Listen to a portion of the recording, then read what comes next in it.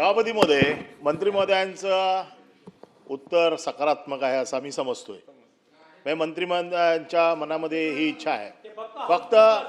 फक्त प्रश्न असा आहे की ज्या वेळेला मंत्री महोदय या वेळेला उत्तर द्यायला येतात इकडे आणि सांगतात की याच्यावरती आता विचार करावा लागेल, तपासावा लागेल. आम्ही प्रश्न 30 दिवस अगोदर देतो आणि आमची अशी अपेक्षा असते की ज्या वेळेला 30 दिवसानंतर आमचा प्रश्न येणार. हा काही काल विचारलेला प्रश्न नाहीये आणि तो प्रश्न लॉटरी देतो. त्याच्यामुळे त्याच्यावरती सविस्तर चर्चा करून आम्हाला अशी अपेक्षा असते की मंत्री महोदयांकडनं ठोस उत्तर येईल. 30 दिवस त्यांच्याकडे असतात ह्या सगळा गोषवारा घ्यायला, त्याच्यावरचे निर्णय घ्यायला. आणि 30 दिवसानंतर देखील आता आम्हाला जर असं उत्तर मिळत असेल की याच्यावरती बघावं लागेल, तपासावं लागेल, चर्चा करावी लागेल, तर हे काय मला वाटत नाही विधिमंडळाचं कामकाज बरोबर चाललंय असं मला वाटत नाही. साधा प्रश्न मिलिंद नार्वेकरांनी विचारलेला आहे, कारण याच्या बाबतीमध्ये लोकांच्या भावना तीव्र आहेत.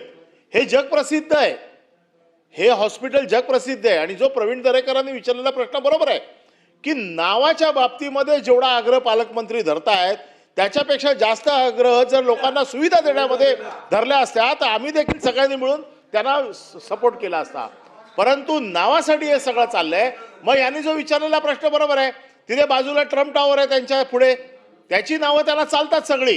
फक्त ही जी काय ऐतिहासिक वास्तू आहेत, ज्या ऐतिहासिक वास्तूला जगप्रसिद्ध मान्यता मिळालेली आहे, अशांची नावं घेऊन त्या सगळ्या सुविधांपासून लोकांचं लक्ष दूर करायचं, या सगळ्या विषयातनं लोकांना बाजूला काढायचं, असं काही षडयंत्र आहे का? त्याच्यामुळे तुमची एकंदर भावना आम्हाला अशी दिसते की हे नाव बदललं नाही पाहिजे. तर जे सचिन भाऊनी विचारलं की जर तुमचं मत झालेलं आहे की या प्रकारच्या नावामध्ये बदल होता का म्हणे, तर आपण सांगून टाका आपण सक्षम मंत्री आहात, एकदम सरकारचे नावाजलेले मंत्री आहात आणि आपला निर्णय कोण बदलेल अशी तरी आता महाराष्ट्राच्या राजकारणात परिस्थिती नाहीये.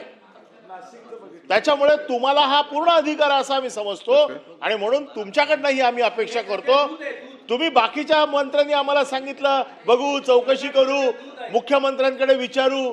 आता सध्या काय सगळे निर्णय घेण्याचे अधिकार तुमच्याकडे आहेत. त्याच्यामुळे तुम्ही ह्याच्या बाबतीमध्ये निर्णय घ्यावा अशी आमची मागणी आहे. तो निर्णय आपण आता जाहीर करावा आणि मुंबईतल्या तमाम लोकांच्या मनामध्ये हा जो प्रश्न आहे तो दूर करावा, एवढीच माझी मागणी आहे. मंत्री महोदय, अनिल परब साहेबांनी सांगितलेली वस्तुस्थिती खरी आहे. मुंबईकरांना जे पाहिजे तेच महाराष्ट्र शासन करेल. सभापती महोदय, तिघ जण उभा आहेत, कोणाला बोलायचं आहे सांगा. बच्चू कडू.